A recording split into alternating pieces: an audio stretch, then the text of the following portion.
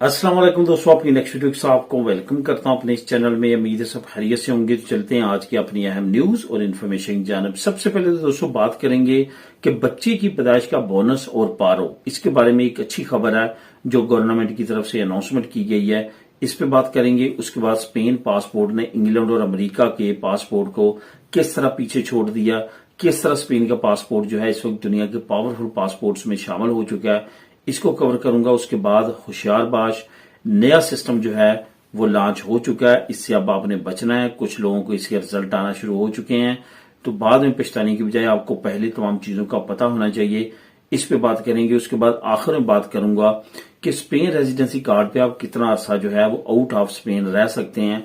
इस पे काफी दोस्तों की कमेंट आए हैं, इसको मुख्तसरन आप लोगों से शेयर करूंगा इस मालूमात को वीडियो के आखिर में। तो दोस्तों वीडियो की डिटेल्स की तरफ जाने से पहले आपको बताता चलूं कि कौन कौन से लिंक आपको नीचे डिस्क्रिप्शन में मिलेंगे जिनको आप खुद भी क्लिक करके रीड कर सकेंगे। बच्चे की पैदाइश का बोनस और पारो, लिंक नंबर 1।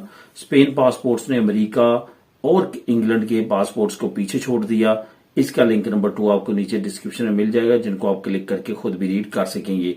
तमाम दोस्तों से गुजारिश है लाजमी तौर पर वीडियो को लाइक किया करें, चैनल को सब्सक्राइब करें ताकि मजीद आने वाली वीडियो आप तक बार बार पहुंच सकें। तो बात करते हैं सबसे पहले कि बच्चे की पैदाइश का बोनस और पारो से रिलेटेड हुकूमत ने क्या एक अच्छी खबर अनाउंस की है जिसका हम डायरेक्टली इनडायरेक्टली काफी ज्यादा फायदा उठा सकते हैं। मुख्तसरन आपको थोड़ा सा बोनस का बताता चलूं जो बच्चे की पैदाइश पे मिलता है। आपको पता होगा आज से 2-3 साल पहले तकरीबन 10, फिर 12 हफ्ते, फिर 14 हफ्ते, फिर 16 हफ्ते, अभी गवर्नमेंट ने 19 हफ्ते अनाउंस कर दिया है कि आपके यहां बच्ची की पैदाइश होती है, आपको बमै तनख्वाह आपका आलता भी चलता रहेगा, आपको दिया जाएगा। आप 19 हफ्ते तक अपने बच्चे के साथ वालिद और वालदा दोनों टाइम स्पेंड कर सकते हैं। वालिद जो है वो किस्तों में टाइम स्पेंड कर सकता है, यानी कि 4 हफ्ते एक मरतबा, फिर जब बच्चे की एज और बढ़े और मजीद 4 हफ्ते, या इस तरह वो जब तक बच्चा जो है वो तकरीबन 7 साल का नहीं होता तो वो मुख्तलिफ औकात में टाइम में इस टाइम को कंज्यूम कर सकता है। छुट्टियां लेने के साथ साथ उसको तनख्वाह तमाम चीजें वही मिलती रहेंगी। अगर वो इकट्ठा शुरू में लेना चाहता है तो वो भी ले सकता है, उस पर भी हुकूमत की तरफ से कोई रुकावट नहीं है। इसमें होता क्या कि हुकूमत ने जो है वो आपकी तनख्वाह पे करनी होती है, जो आलता है, जो सहूलियत सोशल है, वो आपने एक इम्प्रेस ने आपके ऑटोनोमो ने जहां आपका कॉन्ट्रैक्ट चल रहा है, आलता चल रहा है, उन्होंने पे करना होता है। तो इस तरह से आपका सिलसिला चलता है।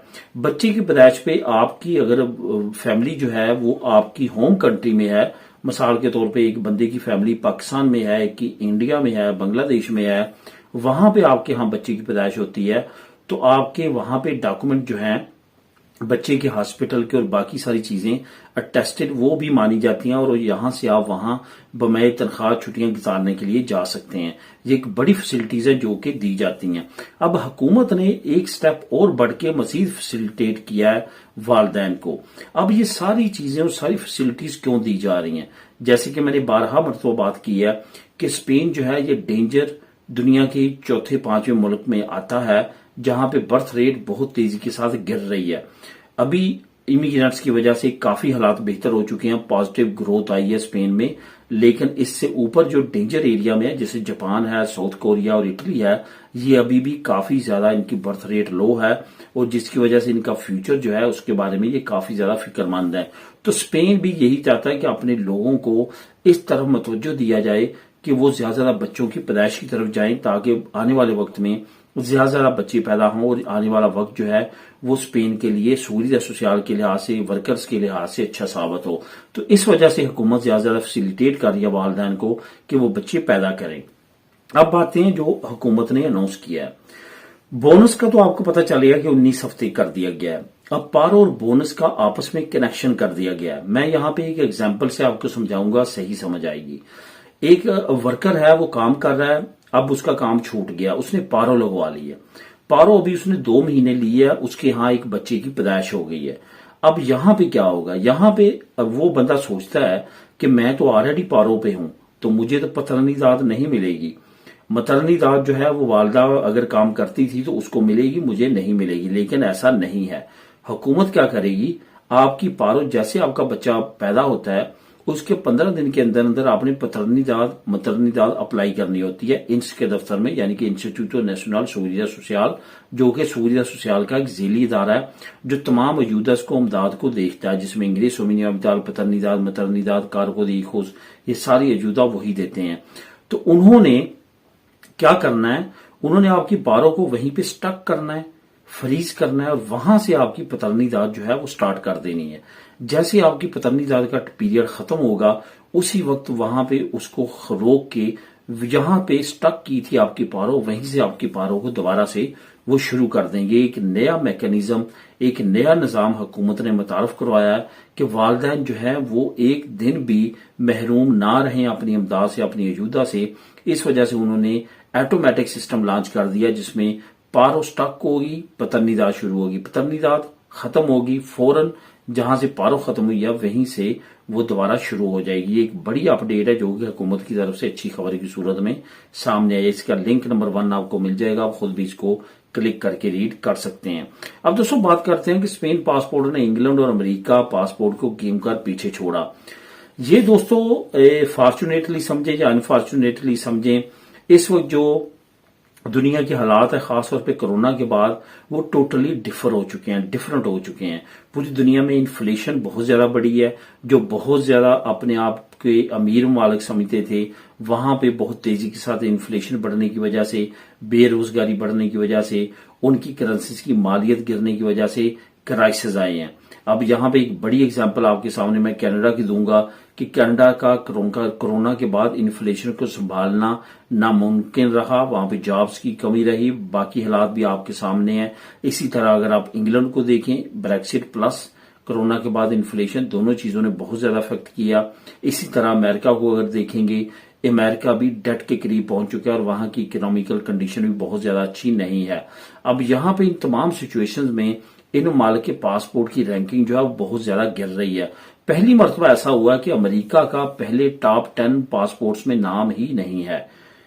یو کے کا نام ہے، یونائٹڈ کنگڈم، اس کا پاسپورٹ ابھی بھی پہلے ٹاپ 10 پاسپورٹس میں آتا ہے، لیکن امریکہ کا پاسپورٹ جو ہے وہ 11ویں نمبر پہ جا چکا ہے اور 10ویں نمبر پہ ملیشین پاسپورٹ نے اپنی جگہ لے لی ہے۔ تو اس طرح سے حالات جو ہیں یو ایس اے کے ہوں، انگلینڈ کے ہوں، کافی زیادہ برے جا رہے ہیں، خاص طور پہ اگر آپ پاسپورٹ کی پاور کی اور رینکنگ کی بات کریں۔ اسپین کا جو پاسپورٹ ہے وہ ابھی بھی 4تھے نمبر پہ دنیا پہ پاورفل پاسپورٹ ہے۔ پہلے نمبر پہ سنگاپور، دوسرے پہ جاپان، تیسرے پہ ساؤتھ کوریا، تو اس طرح سے چوتھے پہ جو ہے وہ اٹلی، جرمنی، لیکسمبرگ، اسپین، یہ تمام ممالک جو ہیں ایک ہی کیٹیگری میں آتے ہیں، یعنی کہ 4تھے نمبر پہ۔ تو اس طرح سے اسپین کے پاسپورٹ نے رینکنگ میں اپنی پاور میں انگلینڈ کو اور یو ایس اے کے پاسپورٹ کو پیچھے چھوڑ دیا۔ مزید ڈیٹیل کے لیے نیچے لنک نمبر 2 کا آپ کلک کر کے خود بھی ریڈ کر سکتے ہیں۔ دوستوں میں نے آپ لوگوں کے ساتھ بڑی اہم اپ ڈیٹ یہ شیئر کرنی ہے کہ ہوشیار باش رہنا ہے، آپ نے نیا سسٹم جو ہے اس سے بچنا ہے۔ نیا سسٹم لانچ ہو چکا ہے اور کچھ لوگوں کو اس کا ڈیٹا مل بھی چکا ہے۔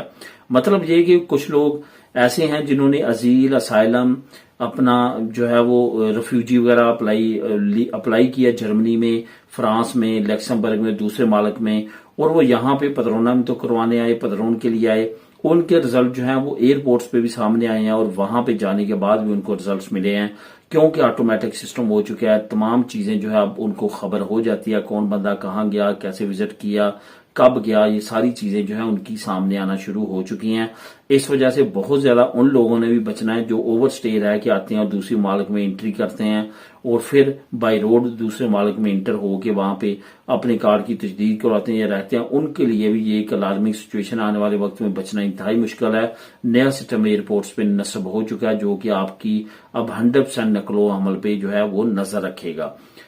اب دوستوں بات کرتے ہیں اسپین ریزیڈنسی کارڈ پر آپ کتنا عرصہ جو ہے وہ اسپین سے باہر رہ سکتے ہیں۔ ایک چیز آپ نے ذہن میں رکھنی ہے کہ ہم ریزیڈنسی لیتے ہیں کام کرنے کے لیے۔ کام کرنے کے لیے ہم باقاعدہ طور پہ اپنا کانٹریکٹ پیش کرتے ہیں کہ ہمیں کام مل گیا ہے، ہم کام کریں گے۔ آفیشلی کیا ہے، سرکاری طور پہ کیا ہے، سال کی 14 تنخواہیں، لیکن 12 مہینے آپ نے کام کرنا ہے۔ 2 مہینے جو ہے آپ کو ریسٹ ہے، آپ باکاسونس پہ جا سکتے ہیں، اپنی ہوم کنٹری جا سکتے ہیں، کہ گھومنے پھرنا چاہتے ہیں جا سکتے ہیں۔ اب وہ جو 2 مہینے ہیں وہی آپ کو اجازت ہے آفیشلی کہ آپ جو ہے وہ آؤٹ آف کنٹری رہ سکتے ہیں۔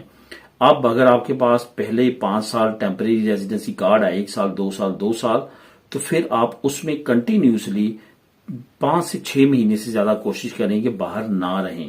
اگر آپ رہیں گے تو آپ پہ تلوار لٹکتی رہے گی، تجدید کراتے وقت آپ کو پرابلم ہو سکتی ہے۔ اس وجہ سے احتیاط بہت زیادہ کریں۔ ہر بندے کی اپنی لاک ہے، کوئی آپ کو کہے گا میں 1 سال رہا، کوئی کہے گا 2 سال رہا۔ دوسری کنٹریز کے ذریعے اب آپ آ نہیں سکتے کیونکہ نیا سسٹم نصب ہو چکا ہے ایئرپورٹس پہ۔ بہت زیادہ احتیاط کریں تاکہ کل کو آپ کو شاید کا لفظ نہ استعمال کرنا پڑے اور پچھتاوا نہ ہو۔ ملیں گے نیکسٹ ویڈیو میں نئی اپڈیٹس کے ساتھ۔ اللہ حافظ۔